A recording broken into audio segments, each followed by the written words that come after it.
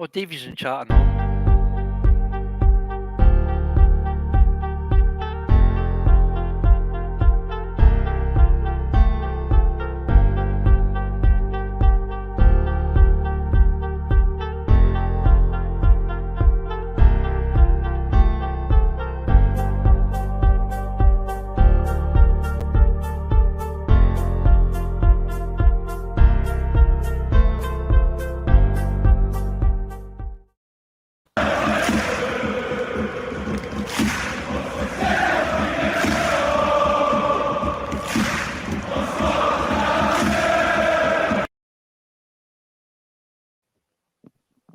Welcome everyone to the Gallant Few, the Rangers podcast. I'm Davie Pollock. I'm going to be your host this evening as we pick over the bones of this afternoon's events at Ibrox, Rangers versus Motherwell. Quite a few things to get through. Not all of them that pleasant, but some of them are. So we've assembled a massive cast at no expense whatsoever. And we'll just get launched straight into it. So Bill in the north, and we've got Scott and we've got Curry. So we're going to hear all flavours of views and matters Rangers. I'm sure some of them might be edited out later on, but here we go. So we had the team today, Motherwell, 3 o'clock kickoff Sunday afternoon. Motherwell, they've actually been in quite a decent run of form, Motherwell, but I was expecting an easier afternoon than what we got. So I'm just going to run through the team just to give you, I think we were down to somewhat of the bare bones today, but here we go. We had Butland, Tav, Goldson, Davis, Borna, Lundstrom, Cifuentes, Lammers, Wright, Matondo and Dessers. We had the BBC listed this as a 4-2-3-1, but I mean, I would be intrigued to hear your opinions on what you thought the formation actually was. I thought Scott Wright was just given a free pass to go wherever he liked. But so off we went, and you would have to say we didn't get off to the best start. It was Motherwell seemed to be, hurting us more than we were hurting them at the start of the game. So, Bill, just to get us kicked off, what was your view on the team, the starting lineup? Obviously, we're carrying some injury issues at the moment, but how do you think we kicked off this game? Because I was concerned from the outset. I actually thought Andrew, who the pod had picked the team today, given that Scott Wright and Robbie Matondo were both playing. I have no idea what the formation was supposed to be to begin with. Much like you, I thought Scott Wright just looked as if he had a free role. But it kind of looked as if Lundstrom was doing his usual sort of sitting in front of the centre-backs trying to screen the defence, and Cifuentes was at points looked like he was trying to do some sort of centre midfield stroke box-to-box midfielder role. I didn't really get what he was all about today. Bit of a weird one, weird team selection for me. But the injuries notwithstanding, I kind of thought, based on what Kemar Roof's done recently, I thought he should have played, but I don't know if the manager's trying to protect him a wee bit given his injury history and maybe keep him for Europe or something like that. Yeah, well, I think the manager commented today after the game that normally he wouldn't have listed Roof and Sima as subs, but such was their dearth of fit players that they actually ended up on the bench. And so it was an absolutely massive concern. You would have to say with the size of the squad we got, because I mean, it wasn't so long ago we were actually, touring Europe trying to punch Scott Wright, and he ends up getting a start in the team today. Scott, coming to you next. What was your take on the game to the side that started? I mean, I would have thought against a Motherwell side we should have been a couple of levels above, the Motherwell team that we were up against, because they had their own injury concerns, going into today. So they weren't at full strength, but we seemed to make heavy weather of it. I think what he was trying to do today, in terms of, he's obviously started with the same centre-back partnership now for, the last three matches. He's trying to keep that consistency, and I think he liked what he saw against Betis in terms from Lundstrom and Cifuentes on Thursday night as well. So I think he's trying to get some sort of core together, given the circumstances he's working with just now. Whether it worked or not, that's a matter of opinion. But bringing Scott Wright in did baffle me when I saw the lineup. I need to be honest. And it shows you how far we've either fallen or how far Robbie Matondo's come when for what I'm seeing in Twitter, his support seemed kind of devastated that he's got a big injury tonight. So when it came to summer, I don't think that would really have bothered anybody. I think the recruitment has come back to bite us in the backside because we didn't get a winger. I've been going on about a centre back, but I'll lay off that tonight just because we're keeping clean sheets at the minute. We've not replaced Alfredo Morelos or Ryan Kent. Cyril Dessers isn't. He's not showing nothing. He's come away with a couple of assists and things like that when Rangers are playing the counter attack. But overall, he's not mobile enough to work the centre backs enough for the way Bill wants to play when he's playing the one striker up front. He's not doing enough. But obviously, because we've got the injury to Danilo and Roof can be a wee bit unpredictable in terms of injuries, we don't really know.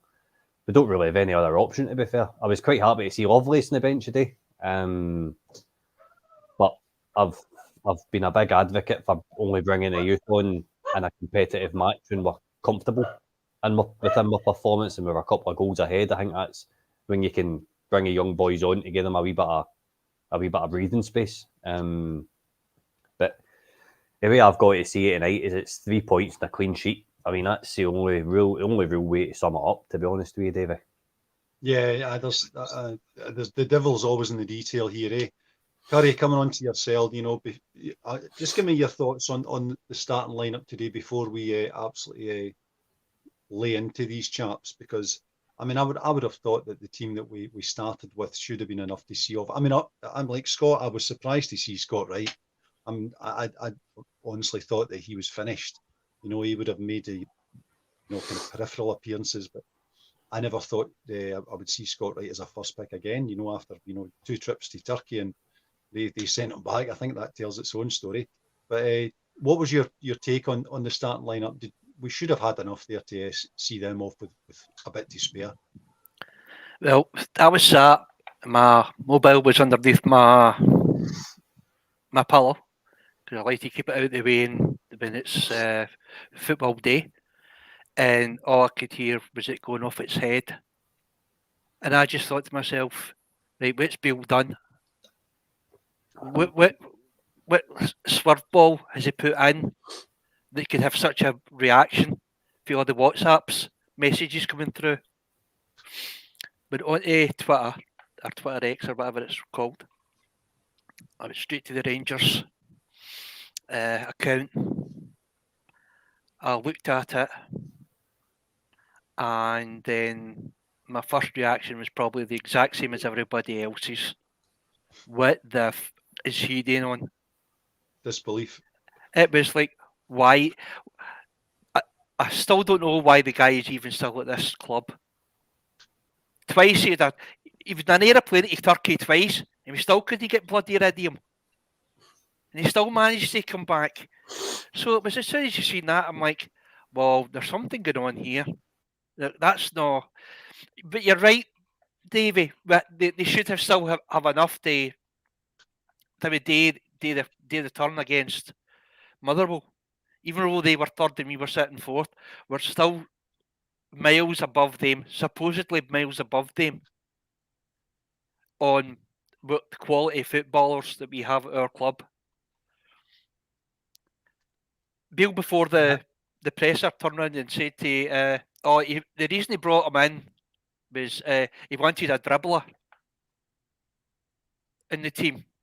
And I thought to myself, right, he wants a dribbler. My granddad, who's 87, would be a better dribbler than Scott Wright. And it was proved today. And it was just him at fault. It was every single one in that team. One guy saved Bill's job today. All the rest of them were a bloody disgrace. And so was Bill. For not only who his starting 11 was, but what happened after it. And obviously we'll go right through it later on, because that was unacceptable. Totally unacceptable. Yeah, I mean, I think the stats from the match, are actually don't read that badly because we had 62% possession in the game. We had 17 shots. Lammers had 8 shots on his own. He had 8 shots in goal on his own. We had 17 in total, 7 on target, as opposed to their 4. We had 2 corners each, was a bit disappointing, which showed you, how much we were in their box. But I mean, in terms of the stats, but it was we just didn't dominate that game as I would expect, Rangers to play against Motherwell. So, well, coming back to yourself, I mean, as things were, I was getting concerned, in the first half, is that we weren't going to dominate the game as much as I would hoped we would, because Motherwell were having a go at us and having some success, because I thought they had a couple of good chances in the first half to hurt us, which they didn't take. But eventually, when we did get the goal, it was actually a nice piece of work. Cifuentes feeding through to Scott Wright. Scott Wright's obviously his wee moment of glory in the day was play it first time, and which obviously gets them, on the back foot. And Matondo eventually has the shot, which comes off Dessers. So, and at that point, I'm thinking, right, okay, there's we've got the goal. We should now take it on from here. We've had a good result in midweek. We've had a kind of shaky start, but we're now a goal ahead. Let's go and take this team to town. But it never happened. We just kept. It never really moved up from there. So, I mean, and as things progressed through the first half, I mean, where were we going wrong here? I know that the Matondo injury changed things, and I thought that was a bizarre moment. That was a what the fuck is happening here? When he takes Matondo off and John Souttar comes on, I'm thinking, this is get Pedro Caixinha stamped all over it. Yeah. I probably concur with you there. So I don't know. On the Scott Wright question, right? I'm no in the anti-Scott Wright brigade. I think he can be a good player. He's not consistent enough. He's no ideal, but he does a job a lot of the time when we've played him in the past. But I was a bit like you. Matondo got injured, and I think he looked as if he was getting back up and going to start running about again. And Sima, I think, had been warming up to come on and replace him. And then a couple of minutes later, Matondo decides he needs to come off, and here's John Souttar coming on.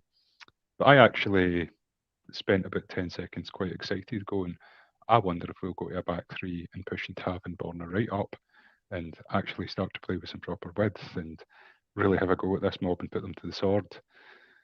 And if that's what we've done now, I've liked the idea of a back 3 for a while. I think we've got Tav and Borna, and it relieves them a bit of their defensive responsibilities. It means they can just get forward and put crosses in.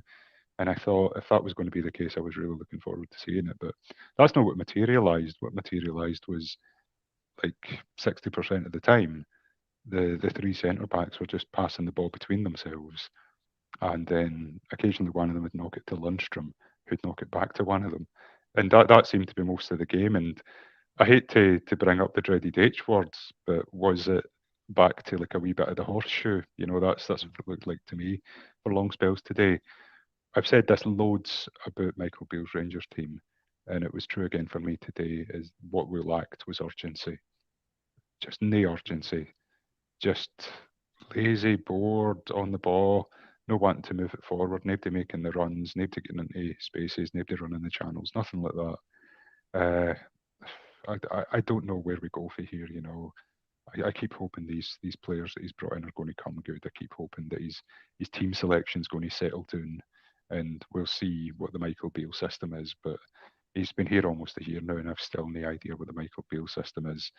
I thought that further on in the game, it got even more bizarre because, like, in the later stages when we should have had some more attacking players on, trying to actually kill this game off and get another goal, we had 3 central defenders with John Lundstrom and Ryan Jack screening the defence.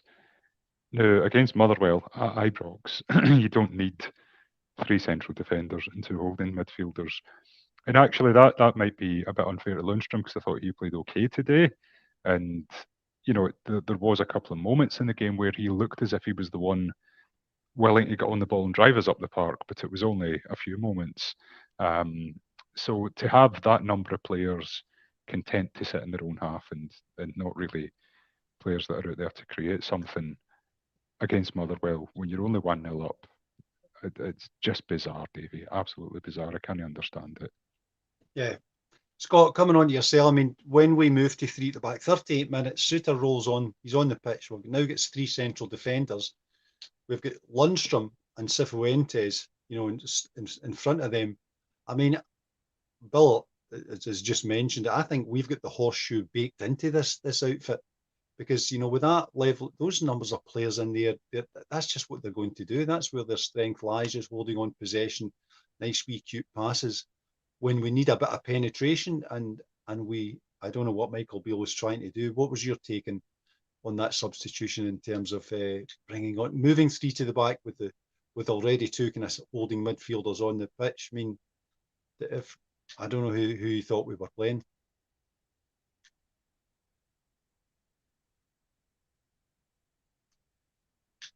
Scott. I know.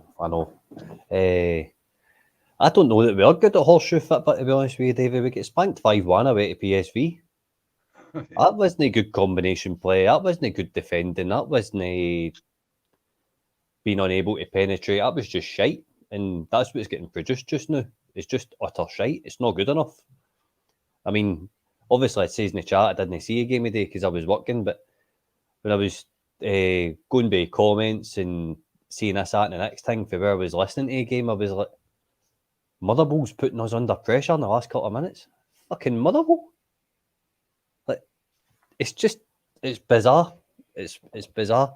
And there's no point in sitting shouting about bail out and get them sacked and all this kind of stuff because it's not going to happen. It's just simple. As bored on they're going to act on a 1-0 win. It's just not going to happen. It's proven. Bale needs a couple of bad results and the title needs to be gone before this board's actually going to sharpen the knife, sharpen the axe and get him out. It's just not going to happen. So we're stuck with him. So we just need to try and wade through this as best as we can as a support, I think. In terms of tactics, I'm with Bill. I've been shouting about a 3-5-2 all season, but you need natural pace and good width to be able to do that. I didn't see Tavernier today, so I don't know what he was up to or Borna, but I've wanted Ridvan in that full back role, left back, because he gives you pace, he offers something different. And what we're going to do now, and when we play Livingston on Wednesday night, are we going to play Ridvan at left mid? Because we've got no other width in the team now with Matondo being injured. We're in a really, really bad way. Like, it's so critical how our injury list is looking right now in terms of attacking options. The only saving grace is we have kept 3 clean sheets. And if you keep 3 clean sheets, usually that gives you a base and something to work after. But in terms of going forward, I don't know what he's trying to do. We've all been saying the same thing all season. In terms of how he's trying to play, what his style of play is, what his tactics are. Is he going narrow? Is he going wide? I mean, there's just absolutely nothing to watch going forward. And quite simply, it's not good enough. But I'm sick of saying the same thing over and over again because if Borden they're going to act, if Borden they're going to get rid of him. So, do you know what I mean? I'm just at kind of point now where I'm past wanting Bale out and I'm just like, right, I'll just tune in and see what Rangers turn up kind of thing. And if it happens, it happens. If it doesn't, it doesn't.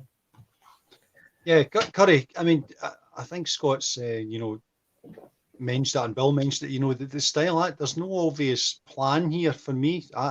Because I think, as Bill has just mentioned, the idea when we go 3 at the back, we've got 2 holding midfielders, your 2 fullbacks eventually are effectively wing backs. So I was hoping that they, and stretch them wide and get further up the park, but it didn't really seem to have that effect on our performance. So I was feeling a wee bit shortchanged, to be honest, in terms of our ability to cut them open and start creating some chances. So what was your take on that substitution in particular? Because I thought Beale made that up in the spur of the moment. That was straight off the cuff. That's Bill Ball. That was straight out of Bill Ball's locker room. That go back to when the actual first incident happened when Robbie went down. The first thing we seen got off the bench, we seen them at Shima warming up. So right, must be a straight swap. Good, keep the pace on. This was before we seen what Shima was bloody like as well.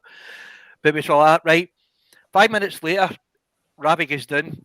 He gets took off, and he puts Suter on, and I'm like, what the fuck's going on here? I was like, right, fair enough, right. Motherwell were playing 3 at the back, get the wingers to push up forward, get them a proper attack, but he never done that. But Bill said it was we actually nearly had near enough had a back 6. That's the way we were playing. Bill shat it. He absolutely shat it the day. And it was the same. I know we've not went through the game on Wednesday, but it was the exact same as Wednesday. As soon as we went 1-0 up, that's it. That we seemed to go in our shell. Then in the second half, we pushed forward and we looked as if the full team were trying. Lunny was the only one that maybe got a pass mark, but he wasn't that good either. He lost the ball quite a lot and all heavy touches. I want to know who's doing our coaching with footwork, because the touch that we have is absolutely fucking abysmal. I've seen 3-legged dogs have better ball control than that lot. And it's not just one, it's them all. Their passing's, it's rushed, it's quick, we can't get rid of the ball quick enough. Stray passes, it's just not good enough.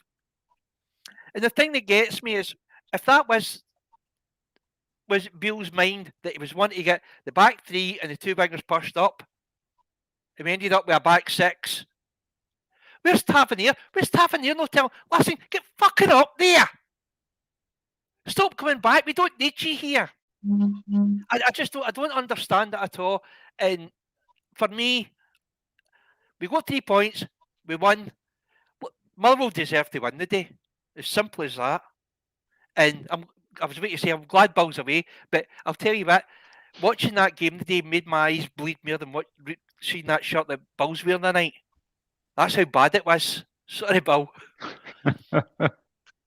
And I knew it was bad. I never realised it was as bad as that.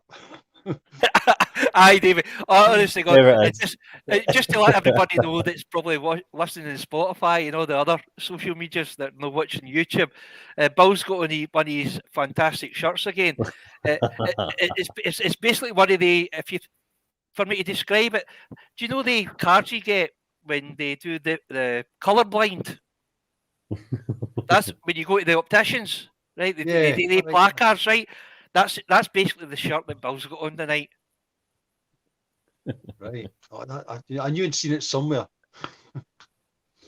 Well, coming back to you, I mean, we got to half time, we're 1-0 up. We've got a chance to reset all of this, have a go at the opposition in the second half, and we come out and not much changes at all, to be honest. So we're in a kind of, I don't know, a war of attrition here with Motherwell, but they were creating as many chances as we were. So it was this was a genuine contest until we get that second goal, and it was all quite nervy, and the crowd were, you know, as Curry's just mentioned, the number of times that the ball, the passes go astray. I just wonder what they do in the training ground of a day, because you would have thought that we need pace in this team, as we've spoke about many times, and you know, but our ability to play at pace just means we just give the ball away, and Motherwell were in us. So what advice would you give to Michael Beale about that team, and what did he say to them at half time? What was the chat? You know, one thing I would say is I'm glad I'm not in his shoes trying to manage that lot. But what really frustrates me is most of those guys have, you know, especially the ones that have been with us longer, have shown that they are capable at points of playing nice one-touch passing football. And, you know, some of the stuff that we were doing today, basic 5-10 yard passes, it just beggared belief. I thought there were a couple of positives. I thought Ben Davies looked no bad. He looked comfortable enough. And that's been a couple of games in a row where I've thought that about him. And I had kind of written him off before. So I'm glad that, he's kind of not necessarily proved me wrong, but I think, he was one of the few positives today. But I don't understand it. This shuffling the ball around between the defenders, try and get it forward, lose it. Sometimes you're losing it and leaving yourself open, and they're then coming and putting the pressure on you. Just nuts, Davie. Just nuts. I don't know what advice you could offer Michael Beale in that scenario. I mean, it should be basic. We triangles, pass the ball between you, move it up the pitch, or put it out wide and get it to somebody that's got a bit of pace to go and run at the defenders. But we're not doing any of those things. I think what made it a wee bit more frustrating was that the chance which they carved out for Lammers, which which was a lovely passing move, which ended up, with Tavernier on the right, who pings it over and Lammers volleys it past the post. I mean, had that gone in, that would have been some goal. And so that wee example there of showing you that they can do it, but they just don't do it often enough. Which I think that just adds to my frustration, to be honest. When so many of the passes go astray, then when it does click, the ball gets to Lammers, he volleyed it, it does go past the post, and you're thinking, well, they do have it in them, they just don't do it often enough. And I don't know what the solution is there, but maybe it's just better quality players we need, but which I think we've discussed many times. Scott, I mean, this team, should have been. We should have put Motherwell to the sword, as Bill mentioned earlier. Out of sight, we should have been out of sight for this, but they stayed in the game. They stayed in the game, and the longer that second half went on, the nerves started to creep in, and we realised, hold on a minute, we're teetering on the brink here. Were you confident that we would see this out? Because I wasn't. No, I can't say I was. I just don't trust this team. I don't trust anything about it. I started to see something maybe shaping up on Thursday night against Betis when we actually went out and we had a goal. And a handbrake came off to an extent. I'm not saying it came off fully. I'm saying it came off to an extent. And we actually looked all right. We controlled the match. We dominated play. Obviously, European football is different to domestic football. But no, to answer your question, Davey, I really don't trust this team to go out and get a job done. And I think Wednesday night is possibly going to be the biggest game of Michael Beale's Rangers career now, because if Livingston put us out, which is a decent chance of happening, going by how we played today, he's gone. If we don't win a League Cup, he's away, as far as I'm concerned, because that will be another trophy that under him or Gerrard that we've yet to win. There's far too many. I mean, 2 semi-finals last season. We get put out. We gave him allowances for that because it wasn't his team. This is his team, and it's worse. It's worse. I feel a lot worse this season than what I did watching Rangers last season when we had Tillman and all the likes. Selling Fashion Sakala was the biggest mistake of the summer for me. I've probably been Fashion's biggest fanboy since Beale came in last year as our biggest goal contributor for January onwards. It was absolutely outstanding, wee Fashion. And fair enough, we need the money, but I think if we ask everybody in the comments now, who would you rather, Sakala or Matondo? I think it's an outright winner in terms of Sakala, because we know he's going to affect a match. If you get him the ball, he's going to do something with it. We've not got enough players just now that can get the ball and do something with it. Skin a man, create a chance, that moment of magic. It's not in this team. Yeah, and pace. We obviously pace, pace, aye. Pace is the other thing I've been going on about, which is why I think Ridvan's such a big piece of the puzzle. Bornless looks as if he's towing a caravan sometimes. No winner. The miles the guy's got in his legs, what a servant. But it's time to... Ridvan needs to be playing. If he's fit now, he needs to be playing. if you're starting, Curry. he should have started the day. So he should have. Thanks. Curry, coming on to yourself, I mean, obviously, Scott's just mentioned Wednesday night. And, I mean, you would have to say the last 3 games with 3 clean sheets. So, I mean, I was just getting away with it. I mean, but what Scott's saying on Wednesday, that this is a do or die moment for Michael Beale. I know, I think, he's in big games. Obviously, Thursday night was a big result for us. We got the 1-0 against Betis, and I think that was because Spanish teams, on the whole, are very good teams. But we're playing Livingston on Wednesday. It's at Ibrox. How does this one go, Curry? Because if we don't put them to the sword convincingly, I would say, then the pressure is just going to ramp up another couple of notches on Michael Beale, and it just seems to be that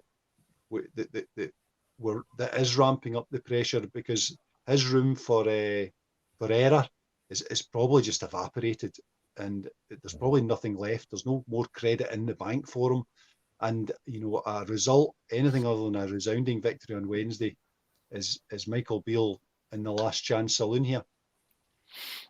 I think he's already been there. I'm been trying to do my best, and our show, and I'll probably have a go at me and all that.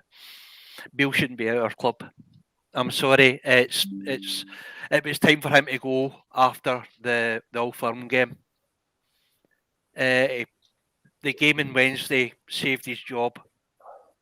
I think today they had a chance to go and continue how they played in the second half, and they didn't. Motherwell, I've seen some people disagree with me, but I've been talking in chat.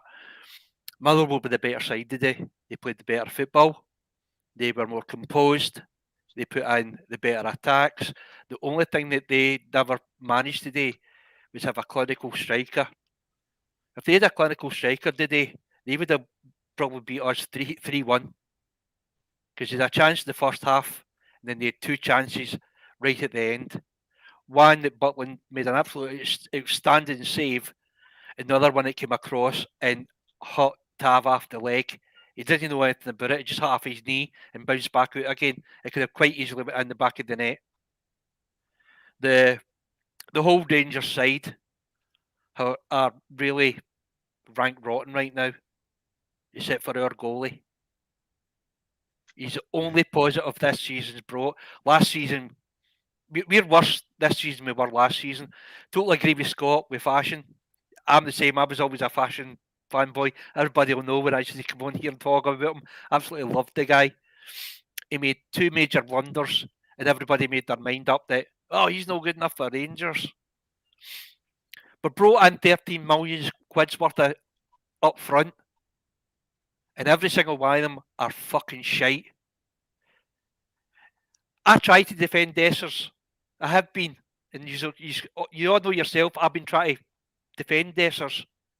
He's too slow, he's not mobile enough, and he's actually worse in fashion for offsides, and that's an defeat in itself, considering how slow that he moves. He's had 3 goals, 2 of them have actually hit off him and went into the back of the net. So technically, he's had 1 actual shot at goal that he's meant that's went in the back of the net. Lammers is too greedy. He runs into bother. And the guy's like, he runs about as if he's got an octopus underneath his waist. He's all over the place. He loses the ball gets trapped in that, he drags it away and he loses the ball. It's just, Sifu, I've got my picture on my avatar when I'm here. That's coming off very shortly. Sifu, I don't know what's happened to him since he came to Rangers, but it's not suiting him. And he's been really, really poor. Really poor. Because that's not the player I watched for last season that he was playing. He was out and out, attacking midfielder. And he's basically hiding in his own half. He had 1 bit of good play today. That was it. I've got no faith in Beale at all. For Wednesday, will we win? That's how bad it is. I can't even turn around and say, "I probably," because we've been that bloody poor. Because we don't know what's going to be happening. We don't know the injuries. Will any of the boys be back? Will Cantwell or Raskin be back yet? I think they're roughly due to come back. Will they get a go? Will Borna Barisic time be still playing when we weren't Yilmaz in? We had six players in your team today that have been in this team for last 4 or 5 years, still playing. That says everything about our team, our board, and our manager.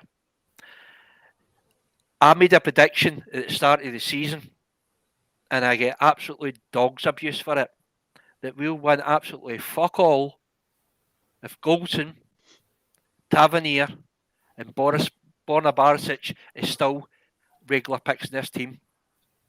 And that's what's happening. They're all getting picked, and we're being absolute garbage. And it is, I've already said, he's going to cost Billy's job. And right at this moment, I think, I've said it 17 times, Rangers should be paying all the fans about it the other day, give them a refund. Right. Because that was a disgrace. That if any of us went into work and we performed like that, we'd be handed a P45. Because it actually did look as if they couldn't be fucking bothered. And that's what pisses me off most. Is that I've never seen anybody get out there and show a bit of guts, a bit of passion, a bit of pride. There was nothing in that team today. It's no good enough. And I know there's a lot of people in there saying, but Bill's, this is the best, he's the best manager for 45 games. But what's he won in 45 games? Fuck all. He's won nothing. The board are to blame as well, because they should have had Beale with a 1-year contract. Now, this is, I hate saying it. That mob did it with their manager. They gave him a 1-year time, a year-on-year contract, and look what he done. And look how much money they made off him when they punted him down south. The guy was only a 1-year contract. He was winning it, I mean, near all but one domestic title. He lost out in. And then to turn around and time and say we bring Beale in, a project manager. It's just questions need to be asked. It's fair enough to me saying that we're still in every competition. So is Livingston. What if Livingston beat us? Is that what the time you say right Beale goes? That Shona's right what she said. This board will not sack Beale. They won't. The soonest we'll get rid of him is Christmas, and the chances are he has being still in this league in Christmas are virtually fucking nil.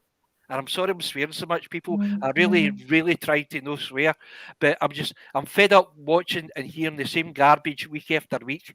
And it was that bad, even Beale called it out. So unless he's took them in the day and ripped him out, every single one of them a new one, and they need to come out on Wednesday, and they need to absolutely rattle Livingston. Because if they don't, Beale's need to say, do you want to know something?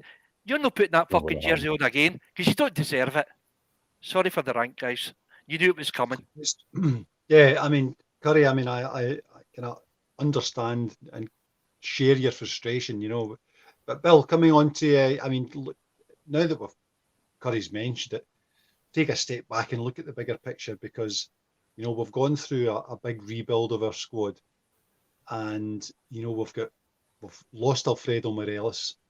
We've now got Cyril Dessers, and, you know, I think that was his first league goal today, Cyril Dessers. And as Curry mentioned, I think he just got in the way of it. But Matondo's shot, but eventually it flies in the net. He gets the credit for the goal. But you would think, you know, the alarm bells are sounding here, you know, in terms of our attacking play, the speed with which we do it, the quality of the players that we have, Michael Beale's ability to put an organised team on the pitch that's got a style that we can recognise from the stands. I mean, he did say today he had some honest words with him at the end, but surely, I mean, things should have progressed a bit more than this. I would have thought, in terms of, you know, the time that he's been in, identifying the targets. He's got some of the players that he wanted. I haven't seen any appreciable improvement in quality, and the most worrying thing for me is that I don't really see an identifiable style with which he's trying to play. He's laying on this team. He seems to chop and change. He makes substitutions it dropped out the sky, and there are a few concerns I have. So I think, do we take action now? And Curry's mentioned the board. Should they step in and say, save Michael Beale from any further torture and say, look, it's just not working out. We need to move on. We need something we can hang our hat on, because I don't see it at the moment. You mentioned the R word, rebuild, and I don't think I think we're all we all quite agree that was a rebuild in the summer. I think, and it was needed. We did need to turn things over. That squad had been together for far too long, and bringing new players in was the right thing to do, moving on old players and all of that. But I'm not kind of, impatient enough to say that every player who comes in is going to hit the ground running and they'll all get it straight away and all of that. I think if we have a rebuild, it'll take a wee while, and I'll be okay with that. But again, you've just said it. I said it before. The real trouble with having the rebuild is that I can't see where things are headed. I can't see what the manager wants the team to be doing.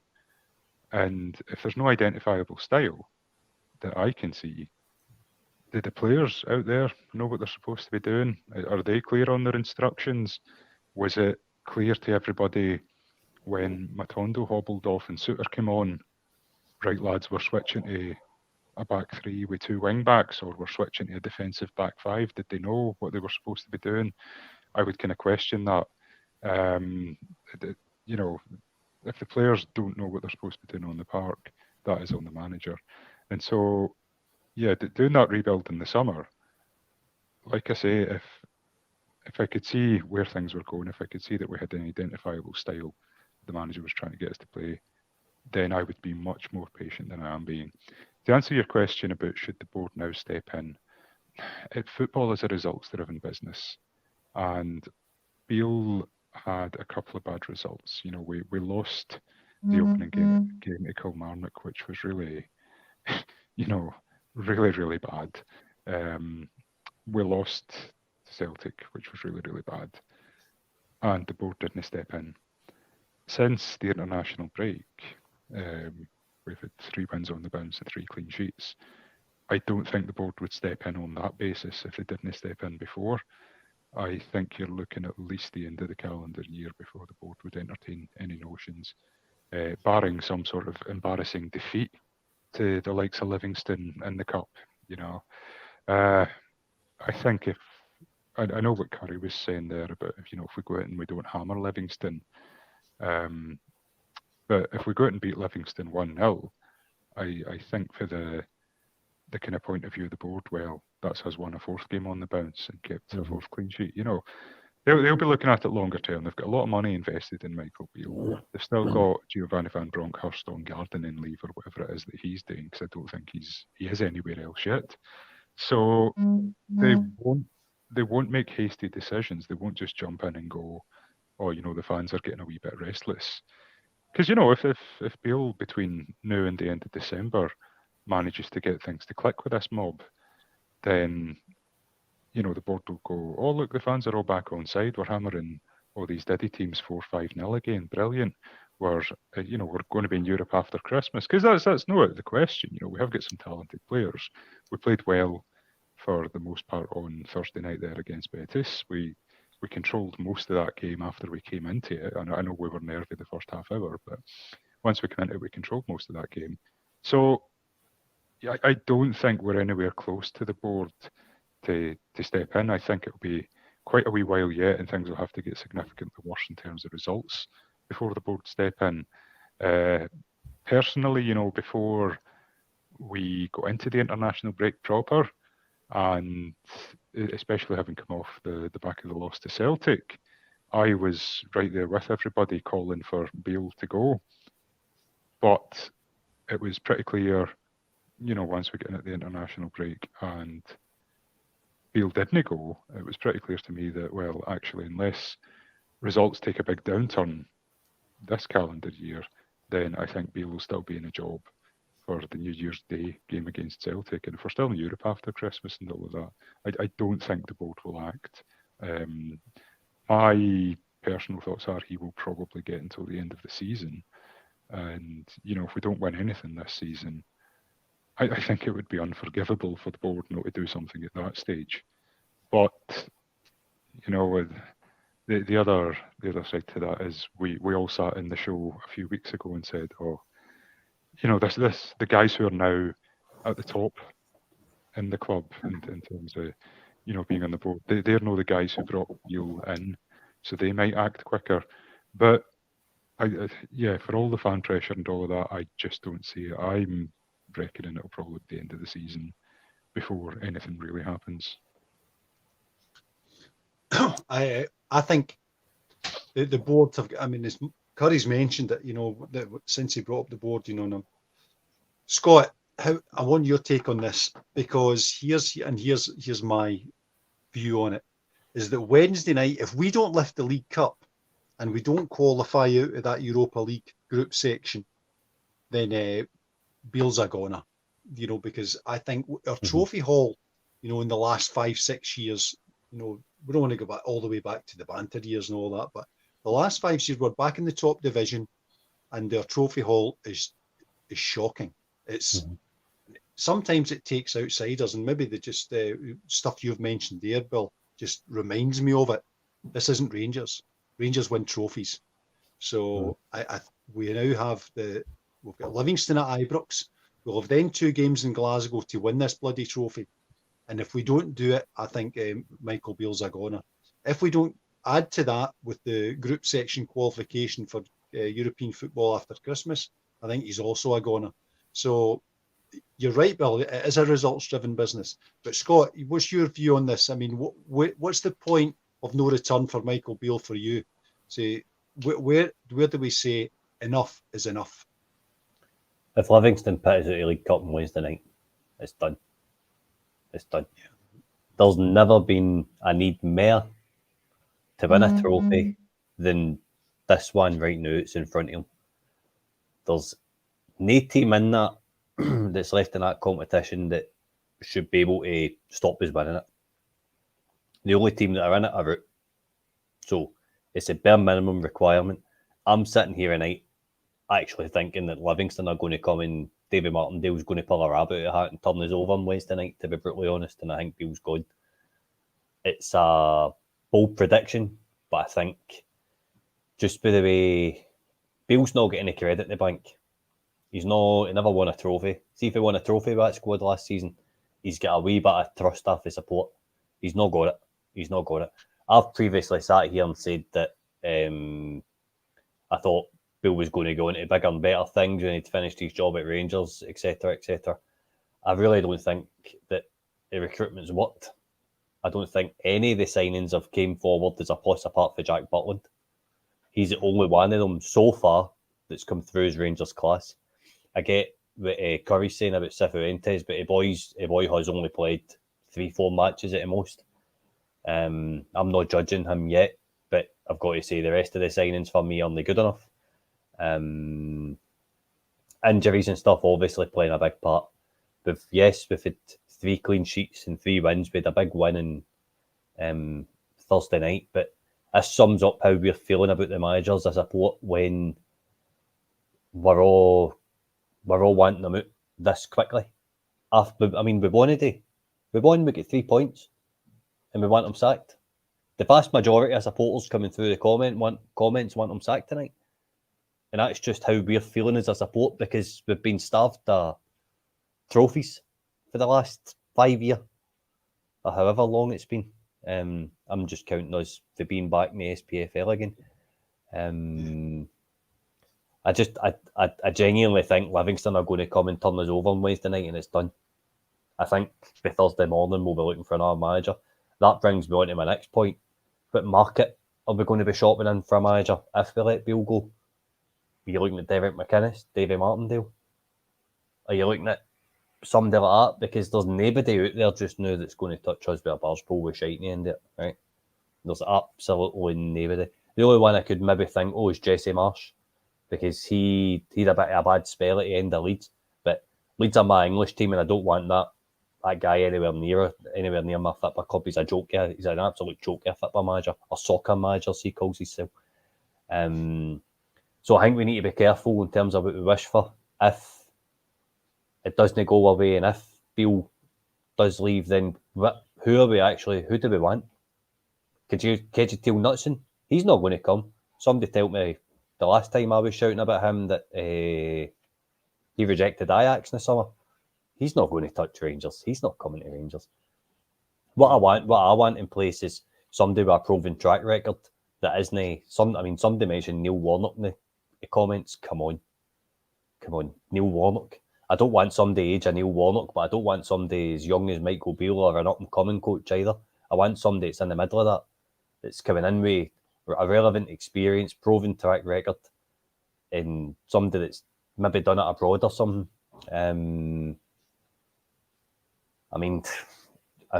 just worried if we do sack Beale, where we're going to go. But then it can't get any worse for here. I think Derek McInnes is your odds-on favourite for a job, to be brutally honest with you, David. Yeah, I saw him on BT the other night, or TNT, whatever it's called now, and it did cross my mind, gosh, maybe that says something about me, that, when he was doing the punditry, Paul's not going to come. We were just about to kick off against Betis, and it crossed my mind, Chris. I says, I wonder if he'll be our next manager. I mean, just not that I want him to be our next manager, but I think he would be a candidate. So Curry, I mean, we're talking about the game on Wednesday. How do you think this is going to go? Because Michael Beale's, obviously said that at the end of today's game that he's had some honest words with his squad. So will we see a response? And if we don't, because losing this tie on Wednesday night will be the end of him. I'm pretty sure of that. But we need to see something which we can cling to, give us some hope, because, hand on my heart, I'm thinking, looking at that team today, are they capable of winning the league? And I'm not even going to answer that, because I'll leave the answer to that to your imagination, because I'm not going to say it out loud. But on Wednesday night, it's a crucial test, because we need to win trophies. He's got one where the 3 ties he needs to play in that competition are all in Glasgow, and we need to lift that trophy. I'm sure he understands that. I hope he understands that. So Curry, tell us, how's the game going on Wednesday? What do you expect to see? What response are we going to get? What I want and what we're going to see is probably completely two different things. As I said earlier on, if Beale doesn't go say to every single one of the players, get your finger out, and you better give me a performance that's worthy of being a Rangers player. And if they don't go out there and do it, then it proves 2 things. One, the players don't want him. And 2, Beale he doesn't know what he's doing. Of course I want to win.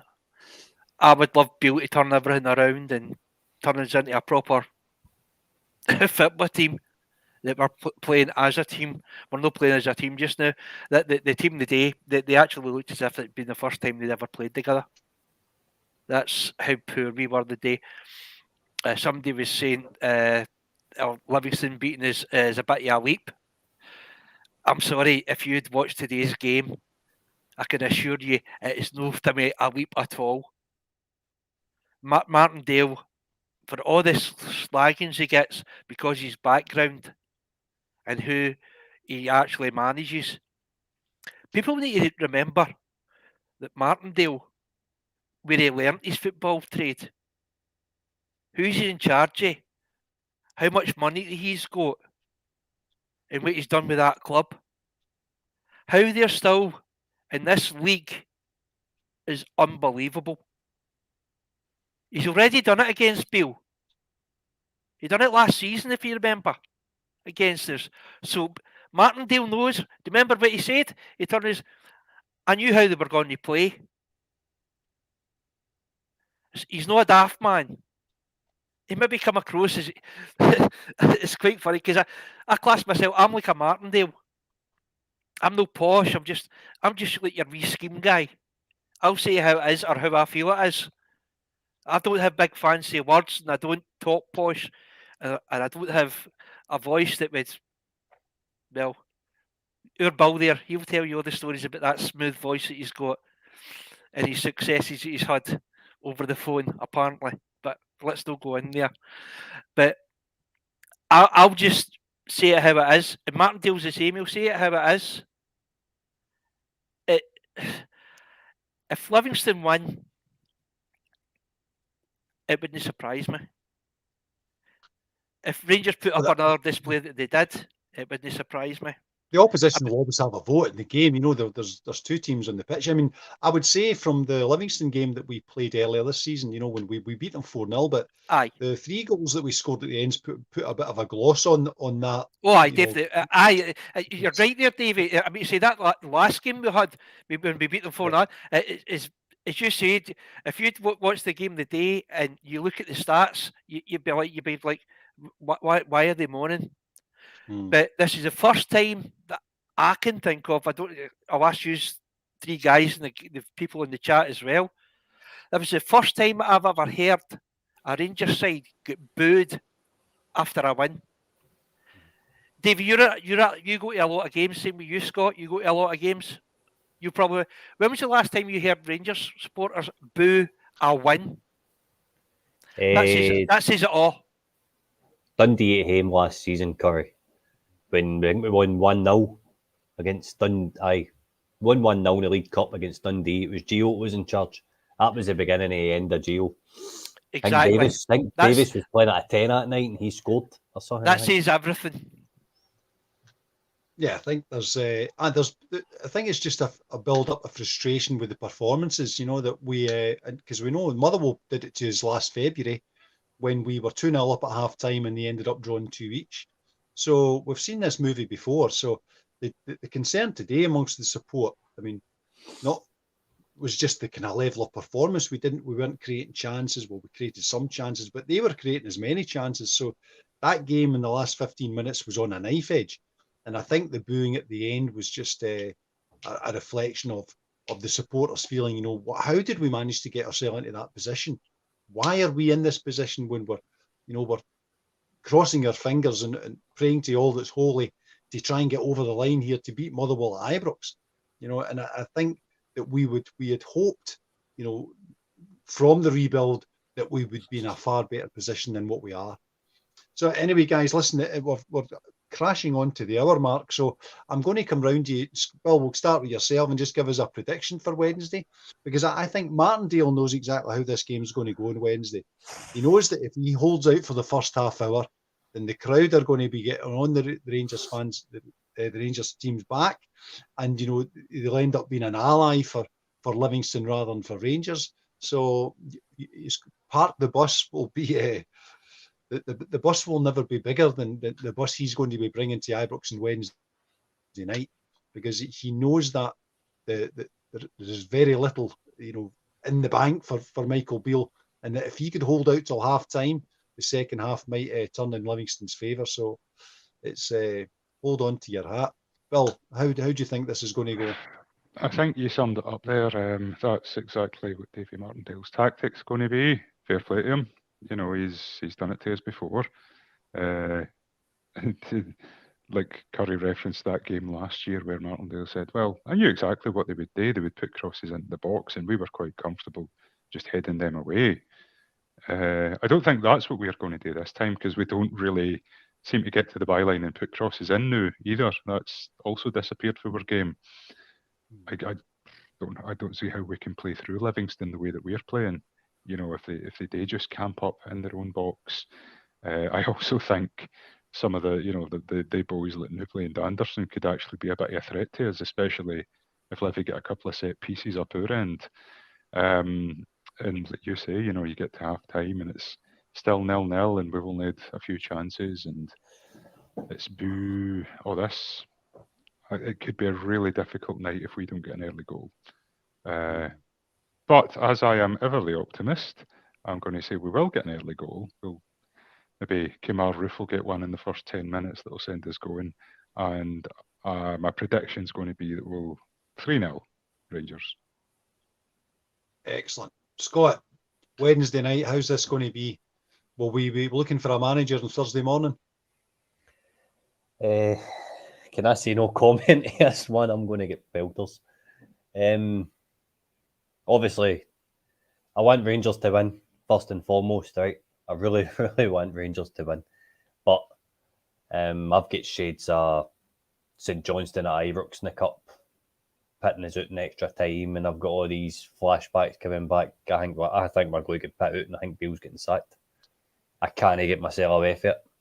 I just can't shake it at all. Just the way we're playing and everything just now, Davey, I think it's written in the stars. Yeah, I mean, the last 3 games, you know, when we've kept clean sheets and all that, but the football hasn't been brilliant, and you're thinking and you can just tell from today the frustration from the stands. You know, someone's going to catch us. We're going to get caught somewhere. Don't get me wrong. I really, really do hope I'm wrong. But I just think it's going to be curtains on Thursday morning for Bill.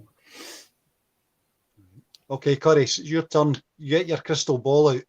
How's Wednesday night going to go? What do you expect to see? What I expect to see, right? I'm going to go right against everything I've said tonight. I think that we're going to come out. I think Bill might actually see the light and have a go at certain players that aren't performing. And I think we're going to absolutely smash Livingston 4-0. If it doesn't happen, well, what Scott said, the guy's out of job. He has to be out of job, and it doesn't matter how much it's going to cost, because it's a simple matter of fact that if you can't do it when that mob are out, and you can't do it against the likes of Motherwell and Livingston, you don't deserve to be here. And it's not just Bill, it's quite a few players as well. There's too many players in this team that have outstayed their welcome, and they need to go as well. And everybody knows who they are. It's just a simple case: has this board got the balls to say enough's enough? Forget about all the off-field stuff, all the museums and sports bars and all that. Start putting money where their mouth is. Putting money where their mouth is and getting things sorted out at our football club on the pitch. Because until that happens, that mob are going to be in front of us for another couple of years. As simple as that. If we don't start investing on our team, that's us. We're going to find it a long season, and another long next season and season after that. The money needs to start getting put on the pitch now. Yeah, that's the comment I was making earlier, was that, you know, this is not Rangers. We are we win trophies, and we haven't been doing it of late, and we need to get back to that level of expectation. I mean, there's a danger with it. It turns all toxic in the stand, you know, and there's expectation and entitlement almost. But I think we need to take a wee step back here and say, what we're doing at the moment and the way this club is organised isn't the Rangers that I know. It is the Rangers, you know, that I've grew up with. So we need to get back. We need to get players on the pitch that actually understand the level of expectation and deliver on it. And I'm hoping to see that kicks off, because I'm hoping that the honest words that Michael Beale had with that team today, where we're completely honest, in that you're not good enough, you're shite, and if you don't deliver, you're gone. Because they if he doesn't do that, they will ultimately get him the sack.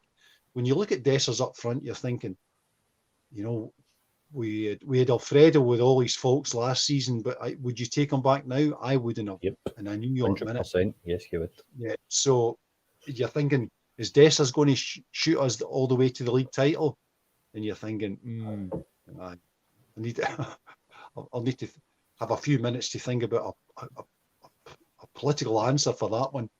But anyway, guys, I'm going to cut it off there. So it rolls on to Wednesday, and I think Thursday night's pod could be interesting because we'll be in the aftermath of Wednesday night's game. But I want to see a reaction from these players, that they care, that they're hurting, and that we need to improve our standards. We need to lift trophies. We can do something about that on Wednesday. So thanks for everyone who's added to the comments tonight, and it's been. I think we just need to keep the faith here, guys, and I know sometimes it's difficult because today is disappointing. And I mean, we had a wee lift on Thursday night when we beat Betis, who I thought would be a decent side, and I think that would be our hardest home tie in that group. So I think he will buy some time. If he gets the League Cup and gets us out that group section, then Michael Beale will be going some way to delivering what we expect of him. But from today's performance, you're thinking, Jesus Christ, it's going to be bumpy. So we're going to leave it there, guys. Thanks very much, and see you on Thursday. Thanks for the comments. Do like and subscribe on all the channels, and social media. Say lovely things about us. We'll see you on Thursday, hopefully after a resounding victory. We are the people.